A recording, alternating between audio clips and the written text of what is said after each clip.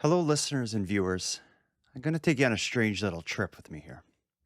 In the heart of Cape Breton Island, tucked away on a quiet stretch of rural road, there's a small antique shop that holds a lot more than dusty boxes and forgotten trinkets. It's in this unlikely setting, a converted garage stacked high with relics of the past, that I met tonight's guest. He's the shop owner, Adam. To the uninitiated, Adam might seem like the typical collector of oddities. But if the conversation gets beneath the surface, it's clear there's nothing typical about him. He's a man convinced that he's uncovered something profound, hidden patterns and relationships that connect gold, humanity's history, and forgotten properties of electromagnetic forces. He also believes that his discoveries hold the key to extending the very existence of mankind. As you're soon about to hear, Adam's theories are unconventional, at times difficult to follow, and certainly untested, but his motivation is pure. He's hoping that by going public on the Nighttime Podcast YouTube channel, experts with the right training are going to recognize the value in what he's uncovered and help him to bring more of it to light. So with that said, let's get started. Tonight, I invite you to join me inside Adam McKinnon's world of gold, collectibles, and the forgotten secrets of the universe. You are listening to the Nighttime Podcast.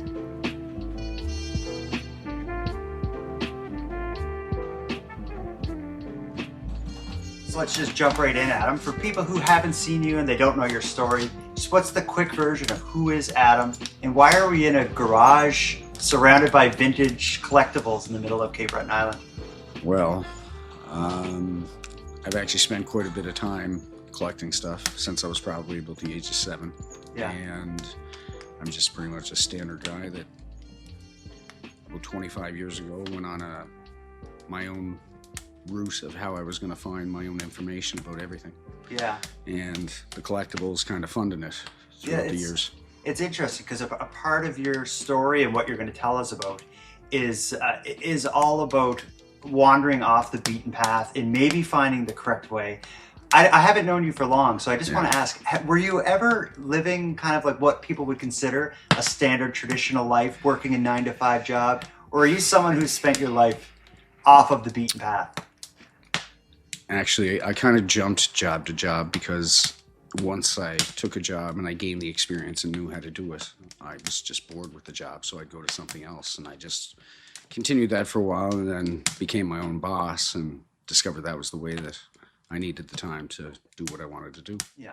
And we're going to talk about what you've been doing and the information you want to share. But you've said you've largely been able to fund this with antiques and collectibles and all this stuff. But for people who are listening, we're in the center of a garage that's converted into like a playpen for an 80s kid. There is everything you could ever imagine from the 70s, 80s, and 90s surrounding us. But in the center of it is you and this very important story, if you were to be believed, and we'll get into all of that.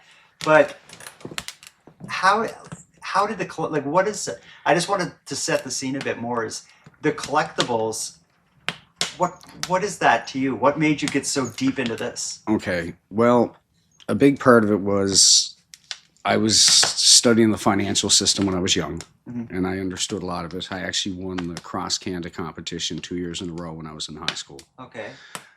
I saw what the economic system was and then decided that it looked more profitable to put my money into assets. So being that I enjoyed a lot of different genres and being Generation X, we were pounded with it. So naturally I took to it. Yeah. So I kind of got into cards, comics, old books, magazines, toys, everything. This is kind of the more interesting version of burying money in your backyard. Yeah, I guess you could say that. There's some guys who will fill like a little metal tin with cash and bury it somewhere.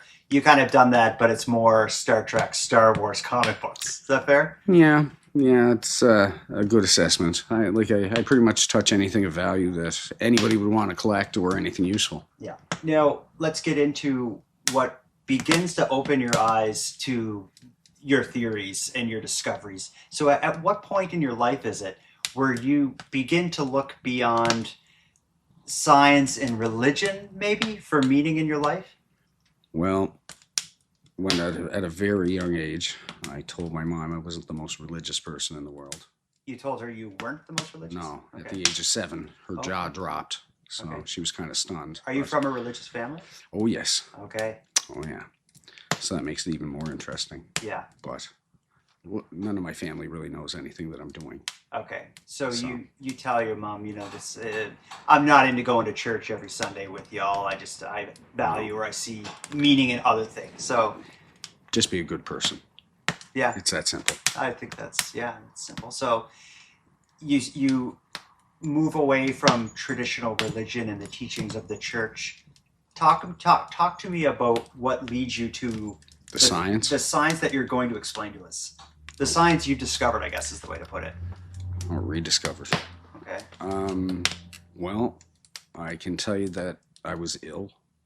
I had Crohn's disease. And I'm not saying that I found the cure, but I'm going to tell you that I saw a program with a gentleman who had suggested that I try to take a substance called monoatomic gold, which helped me. But say the substance a bit louder. Monoatomic gold, okay. Or they call it Ormus. And when I learned that it could help me, and it did help me, I wanted to know why. Okay. So then I started researching gold. Okay. When someone hears researching gold, they're going to think you're talking about the market and the currency and dollars. I did that too. Okay.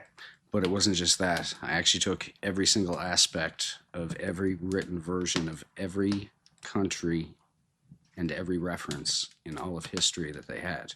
It took me about 8 years.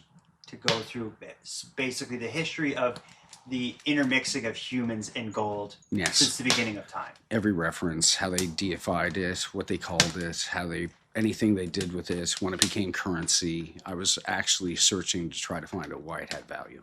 Okay. And this stems from gold being involved in a treatment for Crohn's disease. Yes. Is where it starts. Yeah. That's a big jump. Was there something about, well, actually, maybe it isn't a big jump, because when you say that, I'm like, oh, wow, they use gold to treat medical conditions? Is that kind of where... Well, they use silver to use bandages to stop infection and stuff, so... Okay. It's not just gold, but gold being the most. Yeah. We're going to get into your theories on how gold connects to virtually everything, and I guess it's fair to say the meaning of life. Yeah. Where is this research happening? When you're going through the history of gold and how humans used it, where are you? When is this? How are you doing it? I wouldn't know where to start. About 25 years ago, I started trying to find books that had reference to it and stuff, and of course the internet was kind of fresh, so it was kind of the Wild West of information. So every time I researched and found pieces, I'd mark it down, and I kept writing down what they called it, how they referenced it, how they used it, anything about all the versions of consumption, which there's actually quite a few that most people don't realize. But this part of it is something that's going to go down a different route. But one of the ways I wanted to do is this also brought me on to the spatial aspect of stuff. And that's where the real rabbit hole for me began. Okay. Which I found by mistake. Really? Okay. What you're going to reveal and what you're going to describe to us, how have you shared this so far? Like, I know, having met you a couple times, you have a lot of maps and charts and diagrams, but have you ever put this out there? The only thing I've done is I've put about 31 videos of me basically trying to become familiar with the camera on Rumble under Adam MK on rumble.com, and just put the videos out there for people to see me kind of talking through pieces of it to see if they could string it together themselves to see the entire picture, or at least understand each of the little segments and how they actually conjoined with each other. Okay. And you say put it together and see if someone can piece it together. Do you understand it now? Like, do you feel like you're at the end of a discovery, or do you feel like you're in the midst of a discovery and you're seeking support to help you better understand what you're finding? How would you describe your current position? I plateaued at a point that I only have so many resources where I'm at here, and there's only so many people I can speak to, considering this is basically my own theory. But I hit a plateau, but I did reach the end of what I was looking for, which, crazily enough, is a terrible amount of information. But I'm I don't know how to. I did finish what I need to do, and the next step is a step that I can't get into because there's bad stuff about this. Okay. Let me ask you this, and then we'll get into it here. Is what do you think you can? What questions can you answer with what you've discovered so far? Whoa. Okay. It looks as though we have a second sun. That second sun has an immense gravitational force, one that's strong enough to pull sections off of our sun and create planets. There's a path and a history shown in our solar system to show that this sun has come through and done damage to our solar system. Some of the historical stuff that was done on this planet is going to lead us to understand why they built the megalithic structures, why they built them, where they built them. And it's going to answer a lot more questions, stuff along the lines of why the deserts are all on the western side of every continent, why all the continents point to Antarctica, how the pyramid is the size of the Earth now. That's one that kind of bothers me a bit, but I'll get into that in a minute. But And gold is in the middle of all of these discoveries you made. yes. And one last question before we get into it is, do you believe there are people who know about this information and are hiding it, or is this knowledge that humanity had that's been lost? Like, why is it taking you in a garage in Cape Breton to rediscover this? This is a good question. Well, the funny thing is, when I went back through history, and the farthest back I could go was the Sumerian tablets, or whatever it is. And they You don't get much further back than that. No, but when the first reference ever was reference to gold, that they were searching for life extension and fixing their planet, that's one thing. But then finding a biological aspect to gold in my own life and references to it, and then all of a sudden that being the first document ever recorded saying it, makes it another thing. So then when I found out that there was an aspect to gold that basically what we're looking at is a stale element, I had to figure out why it was a stale element. And that's when I started to develop my theory. Okay. So if now I know your theory is something we could talk for 8 hours and scratch the surface. But if you're giving the crash course elevator pitch version of your theory, how does it start? How do you explain to someone what you discovered? Every single element that exists creates a field. Like a magnetic field or some There's sort of energy field? there's a field. The as above, so below. It's the same principle as the solar systems and the planet. And the sun is basically charging it. So that's basically our nucleus, and these are the electrons. The planets are the electrons. It's the same principle even to the biological aspect, which means that everything actually is a resonating field. So what happens is when you have particular combinations of elements working with each other, they're creating particular fields by interacting with each other. The thing that started me with that was, once I understood that, I understood the elements were creating the fielding, and because of that, it's basically what gives constitution to everything in existence. Okay. What you're saying is interesting to something or relates to something I think about a lot. Something I talk about a lot on my podcast is the supernatural, ghosts, and these sorts of things. And I've always thought something that's interesting is the difference between a living person and a dead person simply is the electricity in your body that powers the whole thing. Basically. So when you die, where does that electricity go? Electricity doesn't just disappear. It goes back to where it's from. And I just wonder, where you talk a lot about the magnetic field and energy fields around these things, like I wonder if the foundation of your theory also connects to what makes humans and life. Is there anything there? I know what you're saying. Basically, we're an elemental conduit for some sort of frequency that gives us what we are. Yeah, until our body's done with it, and then it's off to wherever. Yeah. I don't know. I can't get to the philosophical aspect of it. I'm pretty much the physical hands-on. Yeah, no, I get it. And something you like to describe your theories and explain your discoveries. You have a lot of charts and graphs. I can have them up on screen for people who are listening to us. But how hard has it been to take your knowledge and put it into terms that a regular layman who hasn't spent 15 years obsessing over this the way you have, how hard has it been to communicate that with someone?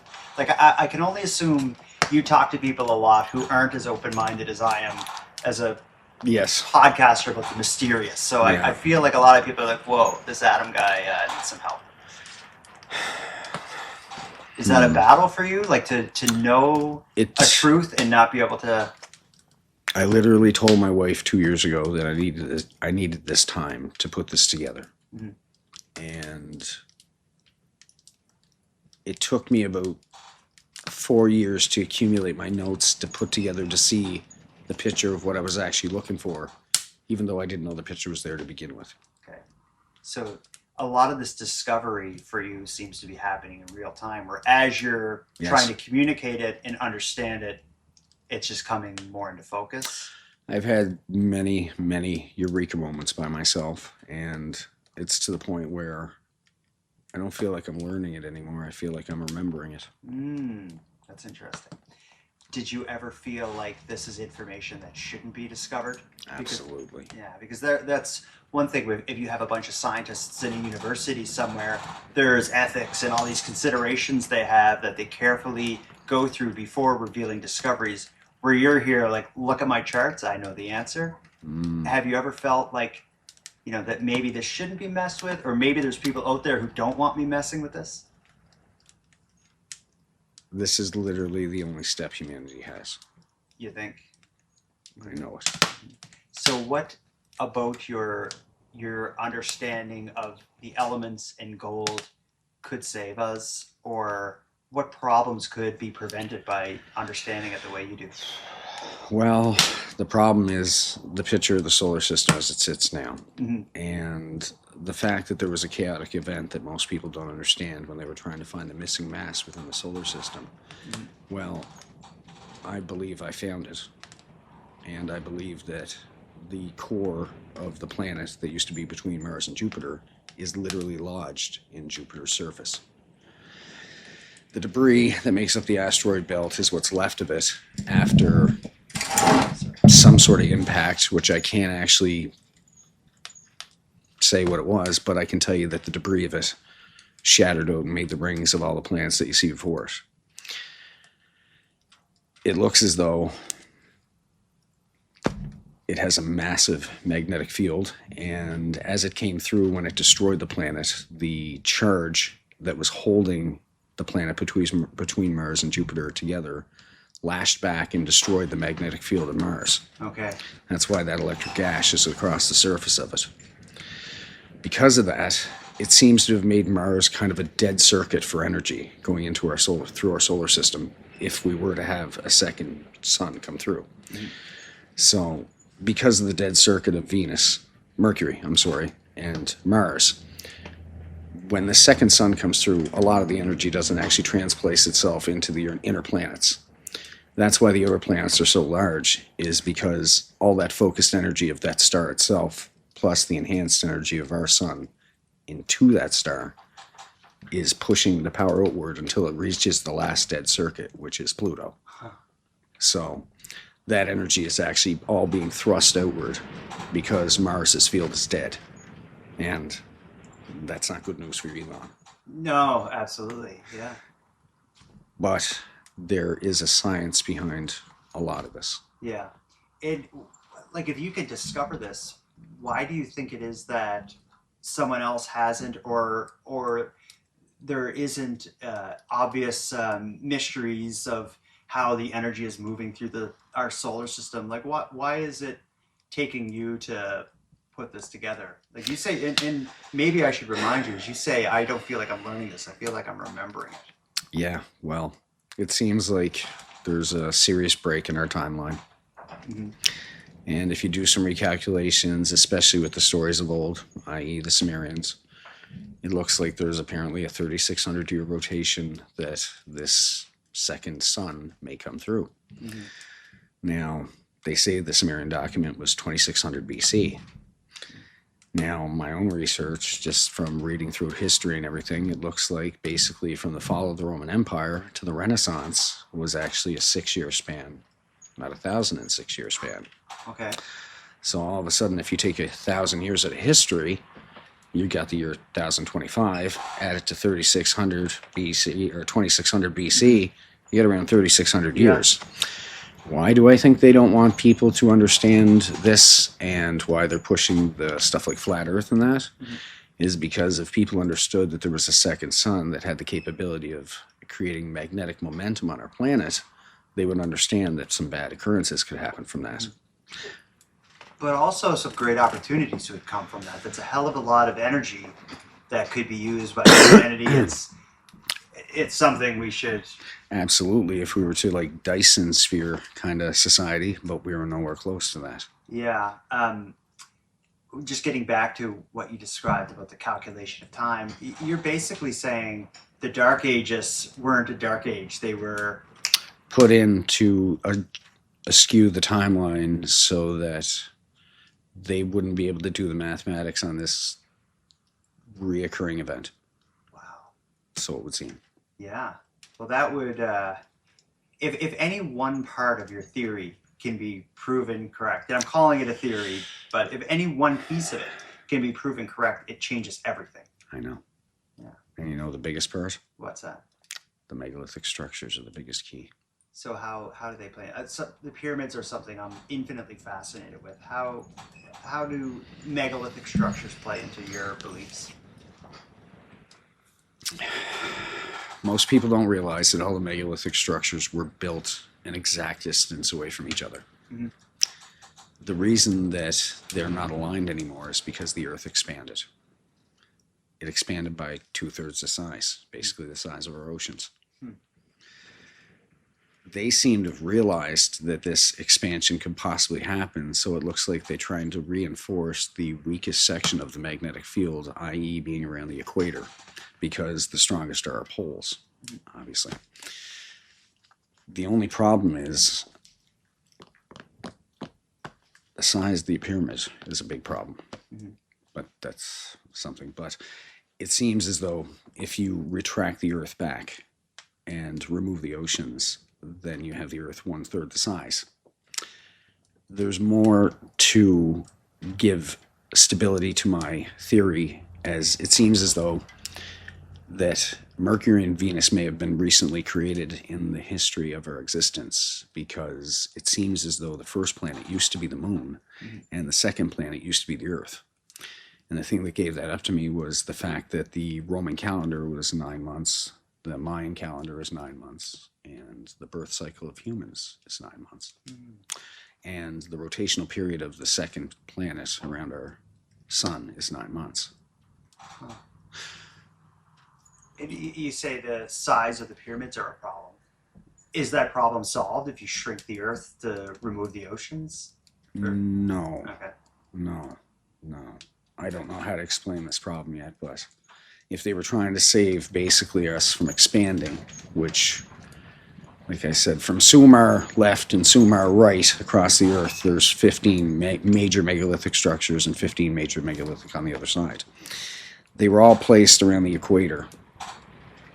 And what happens is, if the Earth was 1/3 the size, it's not going to have the dimensions of the pyramid of today, which made me wonder, did they expand it because they needed to get into the surface to mine it because it was too compressed? Okay. So we've been talking a lot about space and energy. How does this all come back to gold? Well, it went back to gold because once I understood the fielding and that there was possibly, can you edit this? Yeah. Blow our mind. I can edit and clear it all up. Yeah, this is the part that's, this might get me in trouble. Okay.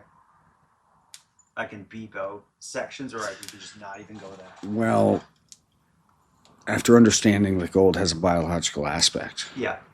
and most of the platinum metals have an aspect. Basically, what we understand is biological is actually everything is metal. We're just a form of energy living through different forms of metal, because everything that gives off a field has a metallic property, whether it's solid, liquid, gas. it's all still a solid form, just in field strength, integrity, whatever. But the aspect of gold having biological principles is the same as a computer. They run a computer with all the precious metals through it to pass the energy through it, yet everything else is an insulator, i.e. everything with us is an insulator, and the conduit of our existence is basically a biological form of precious metals that most people don't understand exist. So when they do a test on something, they're picking up the base metals because they don't understand that there are forms to the elemental chart that aren't existing as we understand them, because we're only testing them on a particular wavelength. Okay. Yeah. Can I give credit to the guy who discovered this? Yes, please. His name is David Hudson. I think he discovered it in somewhere between 1973 and 1975. Okay. So he's the one that put the time. Do you have any reason to believe that there are people watching what you're doing and paying attention to you? Like, I know you've been trying to put it out. You say videos on Rumble. Usually when you hear someone go into Rumble, it's because they've been silenced or deplatformed elsewhere. I didn't go to YouTube yet because I really wanted to make sure that I could do the video continuous with everything, showing it in all one section. Yeah. And like I said, the videos on Rumble were just me kind of seeing if I could have the capability to tell everybody what is in what I'm showing them. Okay. So the comparison would be, it's if it was a math equation you were showing people, your videos on Rumble, are you showing your work, but you haven't yet presented the whole equation? I didn't bore the shit out of people with numbers. Yeah. I kind of tried to make it as palatable as possible, but how do you tie together existence in a few short videos? Well, that's the big question. And how do you do it? Because we're here now talking, getting the basic crash course in what you're doing. But what does it take to get your full work to someone? Is this a book? Is this an 8-hour-long lecture? What does it take? If I get my hands on a topographer and show him exactly what happened to everything on the planet, I'm pretty sure that they're going to understand. I have a good understanding of what's going on. Why a topographer? Because they're going to understand how I'm saying all the land features changed on the planet. Yeah, because mentioning land features, that's something you've shown me is many maps where you're pulling map off of map, seeing time pass and land change. I believe as well you had a globe. Yeah, that was set in the past. Yes. I don't have my model with me, but it's on my videos. Yeah, so that is a part of getting your story and your belief and your theories out there, is also showing the passage of time through maps and globes. Okay, just for this point, I just want to say this. Everything I have, I went and took from their information. All I did was compile it into the way that would make it more understandable for everybody. And I'm that friend that my buddies call the guy who, if there's a way to win, I win. If there's a way to find it, I find it. And I attacked every aspect of this from every angle I possibly could. I mean, my videos have only been up on Rumble for a little over a year, but I've had no negative response. I've had a lot of shock and awe and some follow-up questions, most definitely, but a lot of it's been confusion, trying to piece it together and understand it, because it's not a small piece, it's a giant snapshot. So what is it at this point, what is it you're looking for? Are you hoping to get professionals and topographers, historians to join you, or? Oh, yes. Oh, I definitely would like to talk to some people, because there is some stuff that has to be done. And there's some serious knowledge that's going to stem from this. Yeah, and there are a lot of people who will watch and listen to this. So in your wish list, your Christmas list, what are 5 backgrounds of professional you would want to join you? A topographer. Topographer, yeah. No, I definitely need a mathematician. Physicist. Just people that are gonna, I'm basically talking about rewriting history. It's gonna be everybody. Yeah, that's right. Like, who do you need to rewrite history? Everybody. You get as deep down as politicians. All I need is one. Yeah. I get one person that's going to give me their ear. That's the right person that's going to understand what I'm saying, and they're going to see the chain of events that's going to come from this. Okay.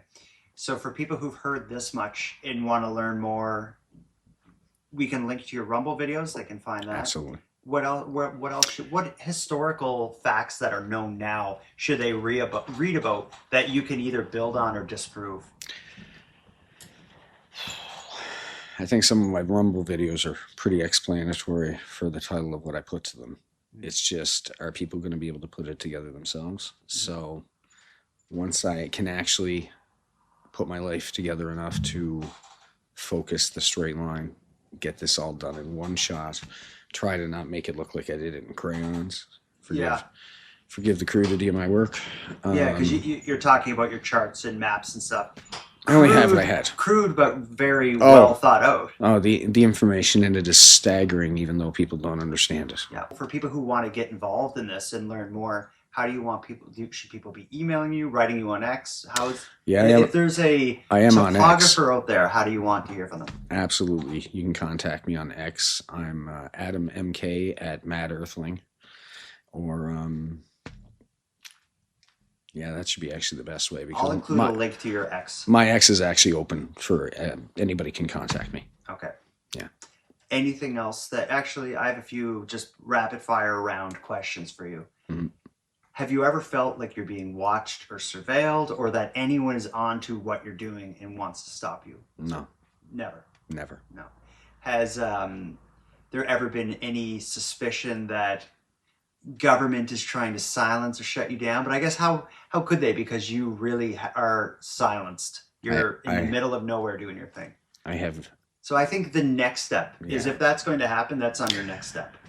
When I finish the full video, I'll actually upload it to YouTube, which is a much more bigger, like a larger audience. Yeah. I kind of, it's not that I wanted it polished. I just wanted it a little flowing. Okay. And the questions that your work can answer, I guess saying questions they can answer, that's not even right, because it's not so much that you're saying you can answer questions. You're kind of saying, if you don't understand this, there's no questions to be answered. Is that fair? Yeah, it's going to be hard for anybody to answer question or ask questions that are going to be. Let me say, it's going to be hard to conflict it, because, like I said, when I took the information that was basically available and undeniable, and then looked at it in the perspective of the way it should have been looked at and understood, a different picture does come out. And that's what I have to put across in the video. Okay. Yeah. Heck yeah. I remember you telling me about even the word gold could be broken down to old gods. Old god. Tell me about that. Well, I mean,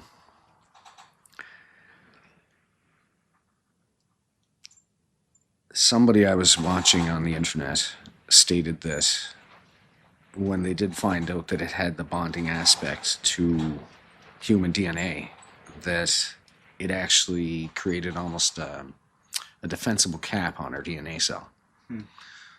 So there's stuff that's going to kind of come from that I don't know how I could go about talking about that one too much. That's getting into the... Yeah, I get that it's to go from the 100 series course into the 400 or 500 series course. There's a lot of steps between it. But it's... Like book 3 is going to be called Gold, Old Gods. Yeah, like the reference to it, I mean, they kind of seem to want to at least keep in the mentality that this had true value, but they kind of seem to have forgotten the reason of why it actually had value.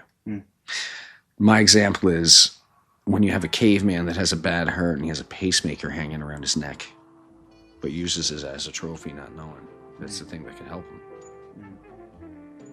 Well, the Anunnaki came here looking for it to help their planet and help them.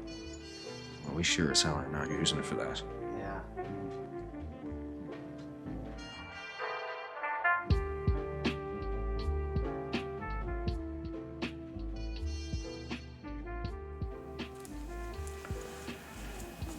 Friday, September 22nd, 2023. This is a video that's going to explain a theory that I've been working on, that I've found through many mistakes in researching gold. A lot of the information was found in a completely different order than what I'm about to show. So all I want to do is pass on this information, and hopefully somebody will understand what I'm trying to say and can help me with certain parts of it. I have been trying to get help through every avenue I can possibly imagine of anybody in anything in this field that's not gone over the deep end to help me with this. This principle that I'm about to show you is a characteristic that follows through the entire theme of what I have for a theory. Electromolecular and magnetic field particle compiling. What this is the result of the metals that are contained within the planet reacting with an energy that the sun is giving us by a holding arm in space. This holding arm and the energy that's flowing through it creates a resonance field in layers. These particular layers are layered to particle density, and this particle density is drawn towards the center because of the surrounding force of the fields holding everything pressurized. These fields hold everything on the particle level, and they have barriers and limits. Some of the limits that I've found are stuff along the lines of the moon is held in a major strong arm that the Earth has, probably the first strong field arm past our atmosphere, the main part of our atmosphere, or whatever it is. They think that it's the atmosphere that's running out in fields, but it's actually just the magnetic fields. That's also why moons don't rotate. None of the moons rotate in the solar system, because when the sun's energy is hitting these bodies, it's creating the fields that hold everything in place. The planets themselves don't actually create energy. In essence, what they do is make a vortex bubble that's layers, almost like an onion. And that onion, each layer is a barrier and holds a particular pattern of elemental compiling throughout every body that we see that's connected within the sun. And this example is perfectly shown by basically the rings of Saturn. The magnetic field that's resonating from Saturn is holding all of those rings in a particular particle order, and that particle order is showing you to you and its limits, as far as I can tell. The next part is where this is going to get interesting, because this principle is going to show you basically how our sun started in the solar system by itself. And I'm going to explain how the planets actually were created, because they did not coalesce from hot matter. And a lot of people are not going to like this.